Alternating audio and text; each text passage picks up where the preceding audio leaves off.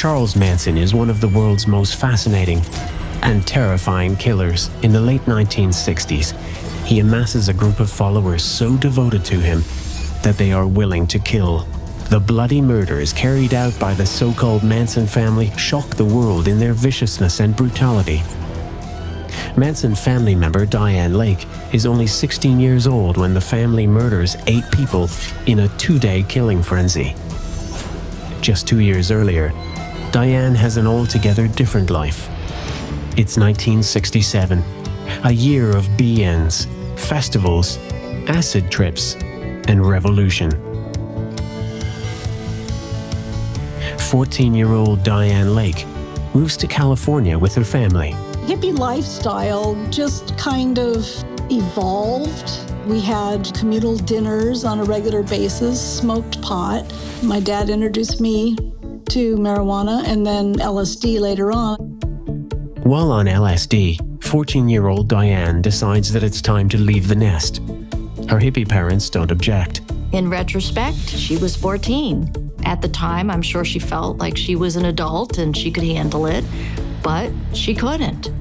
Someone who's 14 years old or 15 years old, they really don't have a strong sense of themselves at that point. They tend to be much more impressionable and therefore susceptible to manipulation and susceptible to the exercise of control by other people. I definitely had a void in my life. I needed to belong to something. Dianne hitchhikes down the Pacific Coast Highway towards Los Angeles. She's at a party in Topanga when she meets some new friends. I walked up the stairs and immediately was embraced and made to feel totally accepted and loved. It was really special. They invited me to come join the circle. Then Charlie came over. Dianne's new friend is 32-year-old Charles Manson. He had kind of long, wavy brown hair, mustache, and just a twinkle in his eye. He had great eyes, and he just exuded love. He really adored his girls, and that was very reassuring to me. He played the guitar, and the girls were like singing along, and I just felt instantly like I belonged. But Manson's radiance and good looks mask a devious personality. Manson spent most of his life in and out of jail, mostly for petty things. But he also had been in for sex trafficking and transporting women across state lines. Manson emerges from prison to find that the peace and love hippie movement presents him with an opportunity. People were proclaiming themselves as these street corner gurus. So he took a look at that, and being the very intelligent, malleable chameleon that he was, he said, boy, this is a pretty good gig. Girls were attracted to him. They would flock to him. He became a street corner musician guru and started to collect followers. In the 7 months since his release, Manson has drawn in 6 women, the nucleus of the now infamous Manson family. Manson knew how to manipulate women in particular, partly from his experience as a pimp. He carefully selected the women. He made them feel so special, so loved, that they would become dedicated and loyal. Young and impressionable, Dianne succumbs to Manson's charms. Something that Charlie talked about a lot was getting rid of your inhibitions, forgetting your mom and dad, being your own person. He proceeded to seduce me. Just very sweet, very gentle. He made me feel very much like a woman, not just a young girl who didn't, know anything. 14-year-old Dianne Lake is hooked. Soon after that first night, Manson invites Dianne to join his family. I kind of went back and forth for probably just a couple of weeks. This one person told me, I don't know if you should go with this guy. He just had a bad vibe, but I didn't see that. His ability to make things happen was pretty astounding, really. And it made me think about connecting with something bigger than ourselves, whether it was cars or gas or food or clothes. Things came our way and we were able to pretty much survive on a pretty limited, very limited budget. Dianne's life in her new family seems blissful until she comes face to face with Manson's dark side. While they were traveling, they stopped at one of Manson's acquaintances and they just stayed there to crash overnight. Dianne was very new and was in the honeymoon phase. Evidently, Manson had a toothache. He looked like he was in distress. Do you want anything to eat? And he just hauled off and smacked me. And I was shocked. One of the other girls explains to Dianne what she's done wrong. Patty tried to console me that I needed to not talk out of turn, and that was Charlie's way of disciplining me. It's Dianne's first exposure to Charles Manson's violence. That was the first time that it felt like I was disapproved, that Charlie did not approve of me, but it was like totally out of the blue, so I was very hurt. The next day, Manson explains that Dianne must learn to be quiet and obedient. Manson was raised by very religious grandparents, aunties. He knew scripture. He would emphasize man is the head of the household. Woman is submissive. Woman is to do the bidding of the man. Woman is to please the man. That was her role. As Manson's power over Dianne grows, he assigns her a new, disturbing role in the family. It was understood for all of Manson's male associates that he came along with his entourage, and what he offered to them was his women. When Manson takes his family to the home of a male associate named Harold True, he offers up young Dianne as payment. You're sleeping with Harold tonight. Charlie told me that, make Harold happy. No. When Dianne refuses, Manson goes into a rage. I cried and I was really unhappy about that. But Manson quickly changes his tactic. Charlie impressed upon me that we owed Harold something.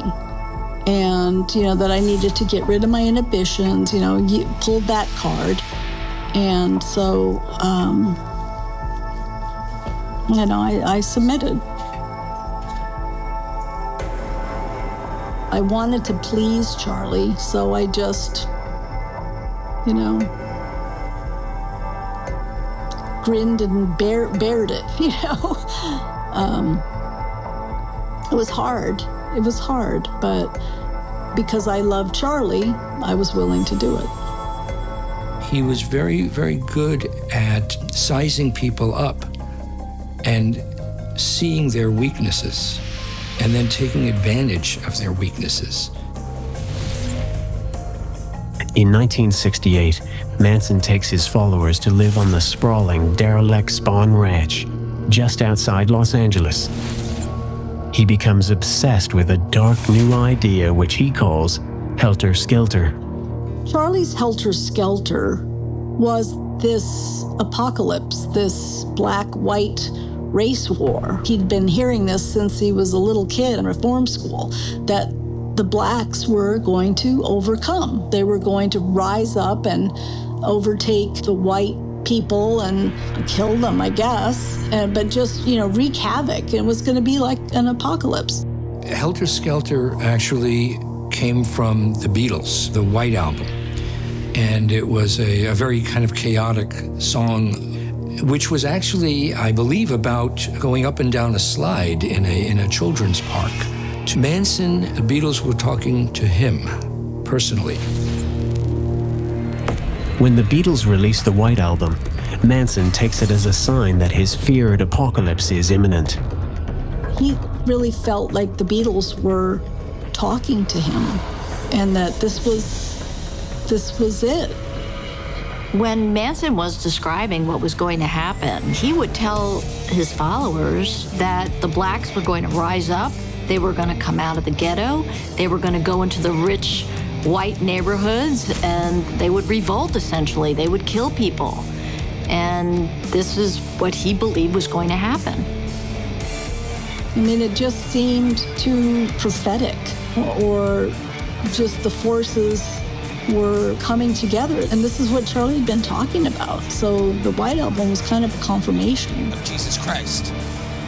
I feel crazy even saying it, but that's what we kind of believed. For Dianne, everything changes. I think that was really probably the apex of his delusion. Dianne soon learns that Charles Manson, who preached love and togetherness, is gone.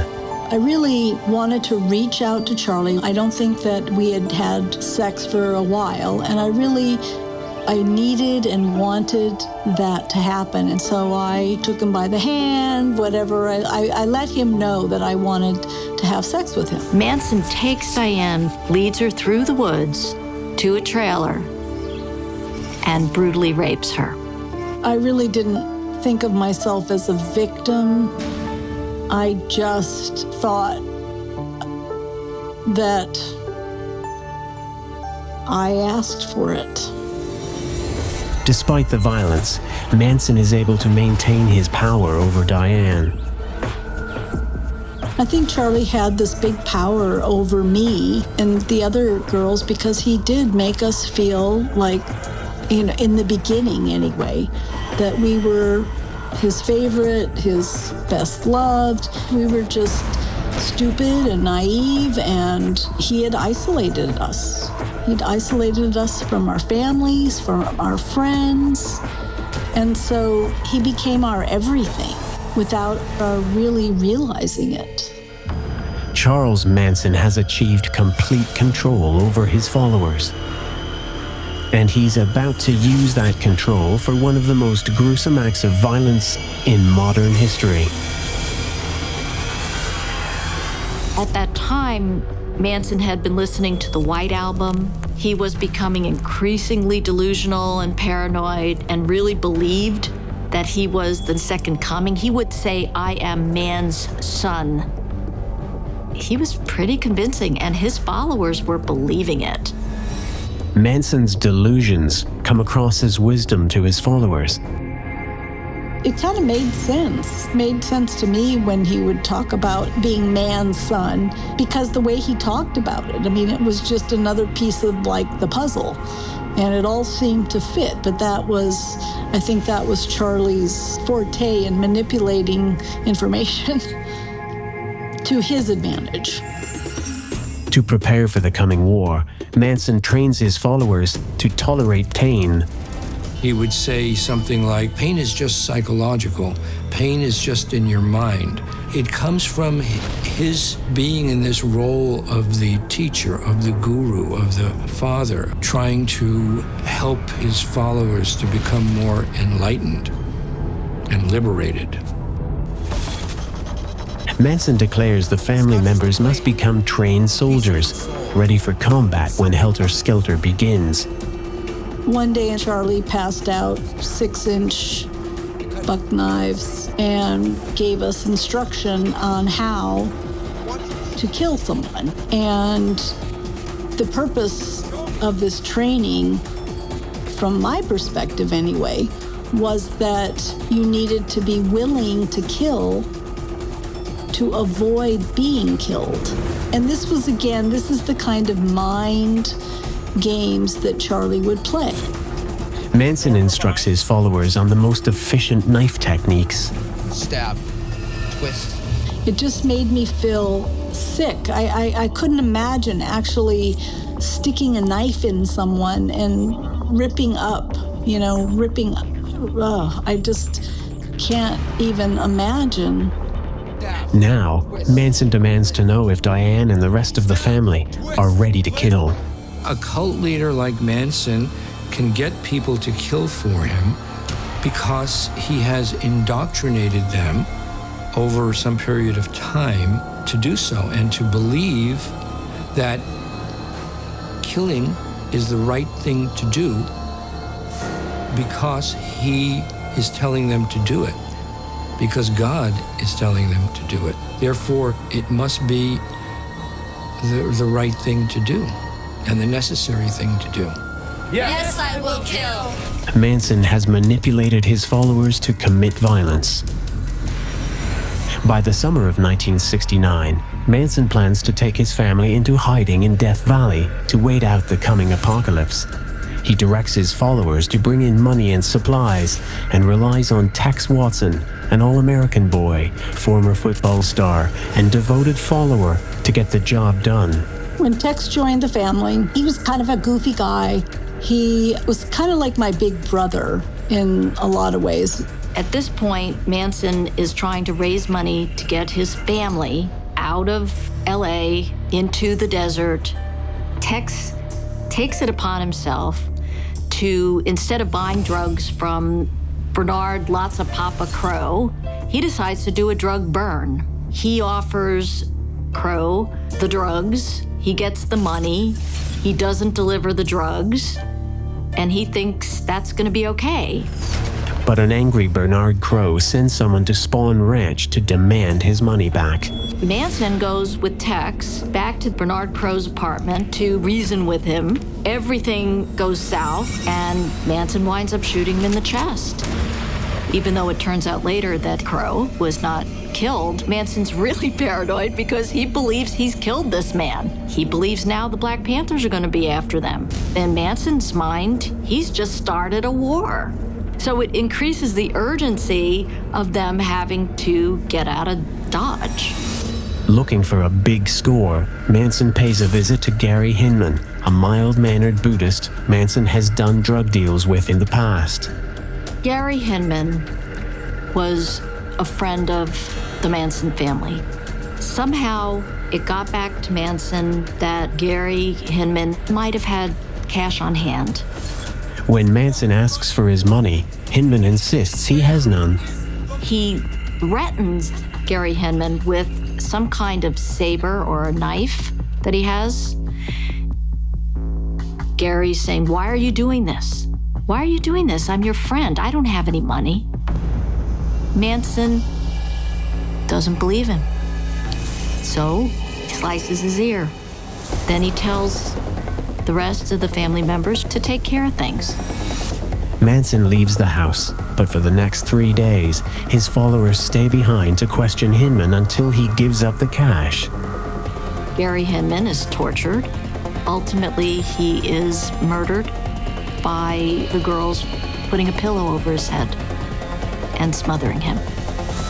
When police find Gary Hinman's body, they find the words "political piggy" scrawled on the wall in blood, along with a bloody handprint reminiscent of the Black Panther logo. The murder of Gary Hinman may not have been planned, but now Gary Hinman is dead. It offers an opportunity for them to make it look like it's this Helter Skelter beginning of this race war. So they write "political piggy" on the wall, thinking that's going to cover up the crime. Manson and his followers have stopped waiting for a race war to begin and now plan to bring it on themselves. There was no igniting of Helter Skelter after Gary Hinman's murder. So if that was their plan, it didn't work. Undeterred, Manson plans to kill again. Less than 2 weeks later, he sends his followers to a home on Cielo Drive. It is the home of prominent film director Roman Polanski and his wife, actress Sharon Tate. Famous for her role in Valley of the Dolls, the 8 months pregnant Tate is home with guests when the Manson family invades. Over the course of 24 hours, the Manson family tortures and kills Jay Sebring, Abigail Folger, Wojtek Frykowski, Steve Parent, and the pregnant Sharon Tate. People there that night were there in the wrong place at the wrong time. When authorities descend on the house, they find 5 bodies and a horrifying crime scene. This was savage killing. It was meant to make a statement. Sharon Tate was 8.5 months pregnant. They carved an X in her. The other people were stabbed far beyond what's necessary to take a life. The next night, the group targets a home on nearby Waverly Drive, owned by supermarket executive Lino LaBianca and his wife Rosemary. Manson was more involved the second night. He went with them, he went into the home, he tied up the victims, and then he left so that his followers would do the butchering. The horrific murders terrify Hollywood and shock the world. On his body, the word war had been carved in the chest. Then, with blood, the killer had scrawled on a refrigerator door the words, "Death to Pig." But investigators have no idea who committed the crimes. Manson might have continued the killings, but somehow he became concerned that they were going to get caught. He moved his family out to the desert so no one could find them, so they could hide out. Here, in the desolate desert, Dianne comes face to face with the truth. Tex and I had been dropped off in Atlanta, which is kind of the gateway to Death Valley, and we'd camped out here before. Hey, check this out. And he holds up this newspaper. It's got the Tate-LaBianca murders headline, and he says, "I did this." Why? Charlie told us to. And I was shocked. It's like, what? And I hadn't, we didn't have television. We didn't read newspapers. We didn't even listen to the radio. And so I hadn't heard about these murders at all. This was my first knowledge. And he said it in such a way that made me feel like he was kind of bragging that he'd done this. It was horrifying. But Dianne Lake feels trapped. I just was scared, speechless, and didn't know how to leave. And part of it was that, okay, Helter Skelter's coming down. This is really happening. One night at dinner with some of the other girls, Dianne learns more about the murderous rampage committed by the people she loves. Patty and Sadie and Leslie, they started telling me about their experience with, killing these people. Leslie said that she had stabbed Rosemary LaBianca multiple times, even though she thought she was already dead. Sadie was going on about how she considered saving Sharon's baby, cutting the baby out and saving it. Patty told me that the scene at the Tate house was just blood everywhere, and she wrote some things in blood on the door. These girls, it was almost gleeful. They had definitely bought into the idea that they were starting Helter Skelter. I was horrified that these girls that I had loved, who were my sisters, could do this. I still was just absolutely shocked. Dianne and the rest of the Manson family live isolated in the desert for months, believing they've gotten away with murder. Until October 10th, when police raid the Barker Ranch. There had been talk that there were people living in Death Valley, maybe a cult, that there were missing cars, there were all kinds of thefts, but there was nothing to give the police a reason to truly investigate. Until one day, Manson, in a fit of frustration and anger, set fire to a Michigan loader.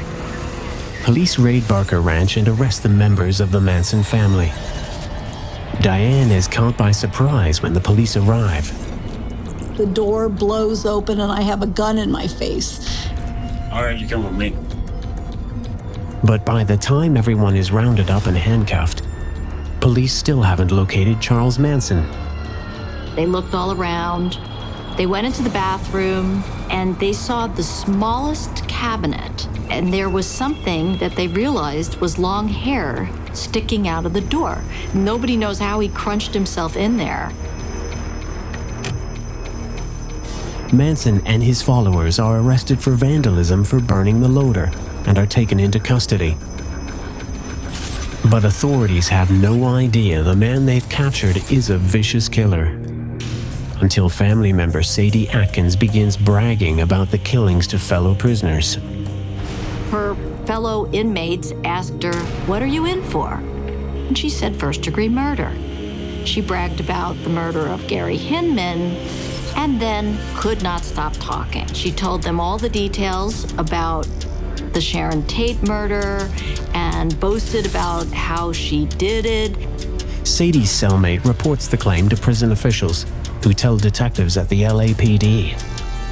At this time, the police realize that Charles Manson and his crew are guilty of much more than mischief and auto theft.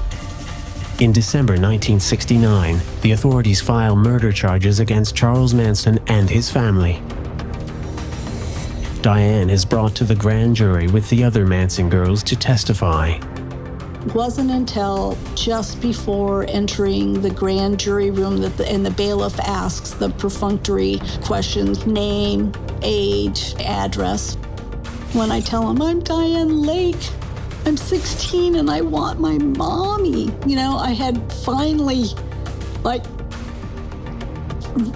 realized, oh my gosh, I'm in trouble. This is not what my parents, it's not what I had in mind for myself at all. After a 7-month trial, Charles Manson is found guilty of 7 counts of first-degree murder and 1 count of conspiracy to commit murder. When Charlie got sentenced and got the death penalty, I really felt that he did not personally kill anybody, but he was definitely instrumental in it getting done. I don't think without Charlie it would have gotten done. So I think it was the right decision. When California briefly outlaws the death penalty, Manson's sentence is commuted to life in prison. Over the next 4 decades, Manson is denied parole 12 times. He eventually dies in prison at the age of 83. Dianne went on to have what we would consider a very normal life. She married, she joined a church, but only her pastor and her husband really knew about her time in the Manson family. In 2017, Dianne finally breaks her silence and writes a book about her life with Charles Manson. It really made me realize that, you know what, I was a victim. And I feel like a whole person now. I don't have this hidden skeleton in the closet. I always considered her a true flower child, but in a garden of weeds. The human spirit is very resilient. You just need to, I think, have faith in God and keep going. Have a positive outlook and don't get manipulated by these cons that are out there, because Charlie was a con and there's lots of other cons.